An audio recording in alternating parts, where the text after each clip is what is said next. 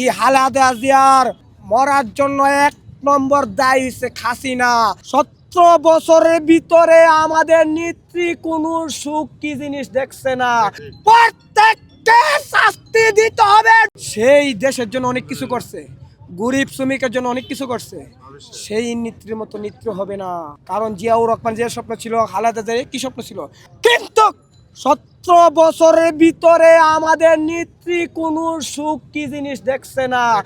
তাহার চোখের সামনে তাহার পুত্র আরফাত রহমান কোকোকে মেরে ফেলছে, নির্যাতন করতে করতে। তারেক রহমানকে নির্যাতন করতে করতে জেল জুলুম খাড়াইয়া তার মেরুদণ্ডের মধ্যে আঘাত দিয়ে তাকে বিদেশ পাঠাইছে। তেমনি ভাবে আমাদের নেত্রীও সুখ দিছে না। কিন্তু এই খালেদা জিয়ার মরার জন্য এক নম্বর দায়ী হচ্ছে হাসিনা।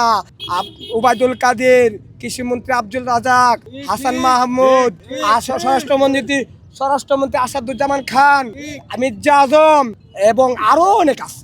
প্রত্যেককে শাস্তি দিতে হবে। ডক্টর ইউনূস সাহেব, আপনাকে আমি বলতেছি, ইউনূস সাহেব আপনারে স্বৈরাচার খেদাই আপনারা বলাইছে। আপনি কি করছেন? কিছুই করছেন না।